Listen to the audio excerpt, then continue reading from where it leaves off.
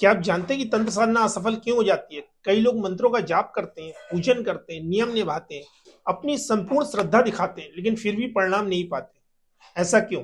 नमस्कार साधकों, आप देख रहे हैं योगराज तंत्र एवं ज्योतिष शोध केंद्र। आज के इस वीडियो में मैं आपको बताने वाला हूं तंत्र साधना के मूल नियम, जिन्हें जाने बिना की गई कोई भी साधना लाभ नहीं देती। कई बार उल्टा हानि भी हो सकती है। तो इस वीडियो को पूरा देखिए, क्योंकि तंत्र में नियमों से बड़ा कुछ भी नहीं होता। तो सबसे पहले एक बात बिल्कुल स्पष्ट कर लें कि तंत्र साधना कोई चमत्कार नहीं है, यह कोई शॉर्टकट नहीं है, यह कोई दिखावे की प्रक्रिया नहीं है। ये आत्मा को साधना है, अपने आप को साधना है, एक साधक बनना है।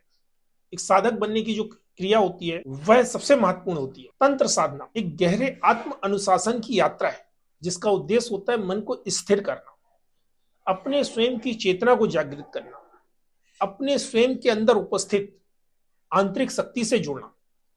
याद रखिए, जहां अनुशासन नहीं है वहां पे साधना नहीं है। अब आते हैं सबसे पहले और सबसे महत्वपूर्ण नियम पे। तंत्र साधना का पहला नियम है कि आपको अपने ऊपर कंट्रोल होना चाहिए, आपको अपने ऊपर संयम होना चाहिए। आपको गुरु की आज्ञा के बिना कुछ भी नहीं करना है। गुरु मार्गदर्शन सबसे महत्वपूर्ण है। बिना ज्ञान के गलत मंत्र, गलत विधि, गलत समय पे करना, तीनों ही आपको हानि पहुंचा सकते हैं, और यह हानि बहुत बड़ी हो सकती है। यदि आपके पास गुरु नहीं है, अगर आप चाहते हैं कि आप बिना गुरु के तंत्र साधना करें, तो सबसे पहले ज्ञान की साधना करें। अपने अंदर के ज्ञान को बढ़ाएं। सीधे प्रयोग में उतरना आपके लिए, आपके परिवार के लिए हानिकारक हो सकता है। तंत्र में सबसे बड़ी भूल एक साधक से जो होती है वह यह होती है कि सीधे थोड़ी सी जानकारी होने के बाद प्रयोग में उतर जाना, शमशान पहुंच जाना, शमशान की क्रियाएं करना। तो ये तंत्र की सबसे बड़ी भूल होती है, इस बात को ध्यान रखिए। अब हम बात करते हैं मन की। तंत्र में सबसे पहली परीक्षा जो होती है वो मानसिक शुद्धता की होती है। यदि आपके मन में लालच है, क्रोध है, अहंकार है, बदले की भावना है, तो तंत्र फिर आपसे नहीं हो सकता, क्योंकि जब तक मन शांत नहीं होगा आपको शक्ति की प्राप्ति नहीं होगी और आपकी साधना वहीं रुक जाती है। याद रखिए साधकों, यह यात्रा एक दिन की नहीं, एक ज्ञान की यात्रा है। इसमें जैसा आपका मन होगा वैसी आपकी शक्ति होगी। जैसा मन वैसी शक्ति, वैसी सिद्धि। इस साधना में स्थान, वातावरण, मुहूर्त अत्यंत ही महत्वपूर्ण है। तंत्र साधना के लिए कोई खाली कमरा आप देख लीजिए, शांत स्थान देख लीजिए, वातावरण शुद्ध हो, आपका मन जहां पे शांत हो वह स्थान आपकी साधना के लिए उत्तम है। एक निश्चित नियम बनाएं, एक साधना स्थल निर्धारित करें। अगर आप कोई विशेष साधना कर रहे हैं तो आपके एक साधना स्थल होना अत्यंत ही आवश्यक होता है। रोज रोज स्थान बदलकर आप साधना करेंगे, या भीड़ भाड़ में साधना करेंगे, या परिवार जनों के बीच में साधना करेंगे, तो साधना में असफलता की उम्मीद ज्यादा होती है। लोगों के बीच में साधना करना, भीड़ भाड़ में साधना करने से आपकी स्वयं की अंदर की ऊर्जा को अस्थिर कर देता है। क्योंकि तंत्र क्या है? ऊर्जा को स्थापित करना। कभी कभी कुछ व्यक्तियों के कारण भी हमारे स्वयं के शरीर की ऊर्जा अनबैलेंस हो जाती है। तंत्र में समय का भी बहुत बड़ा महत्व है। एक निश्चित समय पे, अब चाहे वो सुबह हो, ब्रह्म मुहूर्त हो, या संध्या काल हो, या फिर तांत्रिक मुहूर्त रात्रि 12 से 3 का, अगर आपने एक समय निश्चित किया है तो उसी समय पे आपको साधना करनी है। क्योंकि तंत्र में सबसे बड़ा नियम, अगर आप कोई विशेष तंत्र साधना कर रहे हैं तो सबसे बड़ा नियम है जो वो समय का है। उसके बाद आपके आसन पे है, आपको आसन सिद्ध होना चाहिए। कम से कम 3 घंटे का आसन आपको सिद्ध होना। अगर आप रोज रोज अलग अलग समय पे साधना करते हैं तो शक्ति का जो क्रम है वो टूटता है। जब शक्ति का क्रम टूटता है तो शक्ति आपके सामने उपस्थित नहीं होती। तो याद रखिए इस चीज को, कभी भी साधना करें, एक समय, एक नियम, और गुरु के प्रति अपनी श्रद्धा और विश्वास सबसे महत्वपूर्ण। तंत्र में समय ही चाबी है। तंत्र में समय का बहुत बड़ा महत्व है।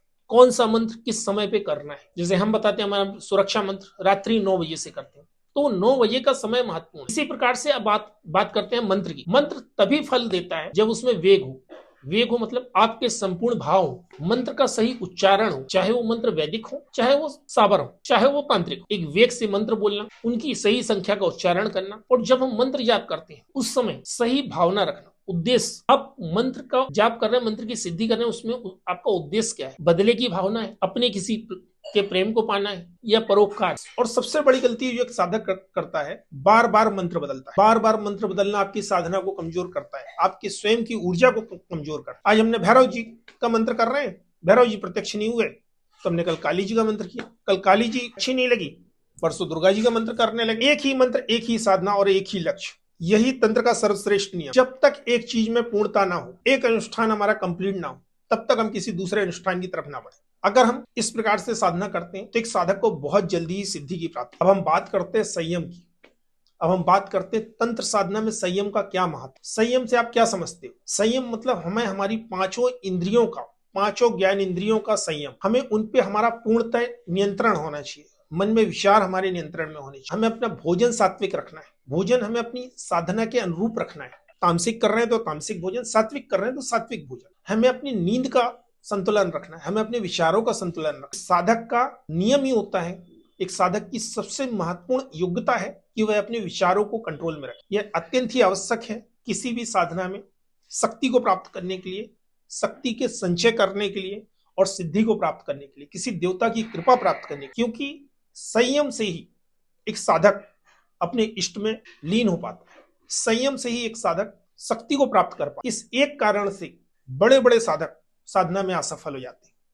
कई बार तो ऐसा भी होता है कि जिन्होंने बहुत सारी साधनाएं कंप्लीट कर ली हैं, अपने जीवन में बहुत सारे मंत्रों का जाप भी कर लिया है, लेकिन तो भी संयम खोने के कारण वह अपनी साधना में असफल हुए। इसके बाद सबसे बड़ा कारण जो साधना में असफलता का होता है वह होता है भय। याद रखिए, तंत्र में भय नहीं होता। तंत्र हमें शक्ति देता है, तंत्र हमें डर से दूर करता है। तंत्र में डर नहीं होता, तंत्र में जागृति होती है, शक्तियों की जागृति होती है, हमारे स्वयं के मन की जागृति होती है, हमारे इष्ट की जागृति होती है। अगर आपके मन में तंत्र से भय है, अगर आपके मन में डर लगता है, अगर आपको डर लगता है, तो सबसे पहले आप ज्ञान लें।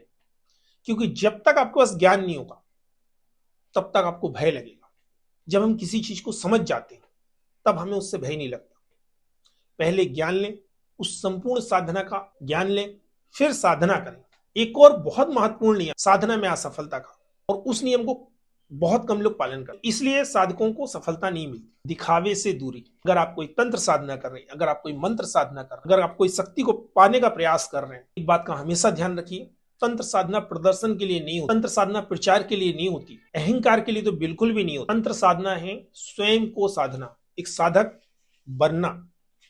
पहले आप एक साधक बने, अपनी पांचों ज्ञान इंद्रियों को साधे। कोई भी तंत्र साधना जितनी छुपी होती है उतनी ही प्रभावी होती है। तंत्र होता ही गुप्त है।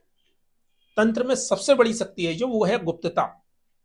जब तक तंत्र में गुप्तता नहीं होगी तब तक तंत्र प्रभावशाली हो ही नहीं सकता। और याद रखिए, क्रोध को अपने से हजारों कोसों दूर रखिए। शांत साधक को ही शक्ति प्राप्त होती है, शांत साधक ही शक्तिशाली होता है। शांत बनिए, धैर्यवान बनिए, शक्ति का प्रत्यक्षीकरण करिए, शक्ति का अनुभव करिए। और सबसे अंत में जो अत्यंत ही महत्वपूर्ण नियम है वह है गुरु पे श्रद्धा, गुरु पे विश्वास, मंत्र पे विश्वास, गुरु शक्ति पे विश्वास, धैर्य, श्रद्धा और समर्पण। तंत्र साधना में धैर्य ही सिद्धि है। हमने आज एक बार प्रयास किया, नहीं हुए सफल, 2 बार प्रयास किया, नहीं हुए सफल, 3 बार प्रयास किया, नहीं हुए सफल। जब लंकेश रावण ने अपने 9 सिर भगवान भोलेनाथ के चरणों में समर्पित किए, तब उसे सिद्धि की प्राप्ति हुई। तो हम तो तुच्छ मनुष्य हैं, परिणाम धीरे धीरे आते हैं लेकिन स्थायी होते हैं। अगर आप चाहते हैं कि आप अपने जीवन में एक सच्चे साधक बन पाए, तंत्र की शक्ति को प्राप्त कर पाए, तो धैर्य रखना सीखिए। जल्दबाजी साधना को तोड़ देती है। जल्दबाजी में कोई भी साधना सफल नहीं होती, और जल्दबाजी में की गई साधना आपको नुकसान पहुंचा सकती है। तो साधकों, आज आपने जाना कि किस प्रकार एक साधक तंत्र साधना के सच्चे नियमों का पालन करके अपने जीवन में तंत्र की अनमोल शक्ति को प्राप्त कर सकता है। तंत्र में अनुशासन ही सबसे बड़ी शक्ति है। बिना अनुशासन के तंत्र नहीं है। यदि आप इन नियमों का पालन करेंगे, अगर आप संपूर्ण साधना मार्ग में स्वयं को समर्पित करेंगे, अपने गुरु के प्रति स्वयं को समर्पित करेंगे, तो साधना स्वयं आपको मार्ग दिखाएगी, शक्ति स्वयं आपको आपका मार्गदर्शन करेगी। जिस इष्ट का, जिस देवी का, जिस देवता का, जिस प्रेत का, जिस अप्सरा का आप पूजन करेंगे, जिनका आप अनुष्ठान कर रहे हैं, वह स्वयं आपको रास्ता दिखाएंगे। अगर यह वीडियो आपके लिए उपयोगी रहा हो तो वीडियो को लाइक करें, चैनल को सब्सक्राइब करें और कमेंट में लिखें तंत्र साधना नियम। आने वाली वीडियो में हम बात करेंगे और असली साधक का मार्ग, तंत्र साधना में आने वाले अनुभव। तो मिलते हैं अगले वीडियो में। जय मां कामाख्या, जय श्री महाकाल, जय श्री गुरुदेव, आदेश।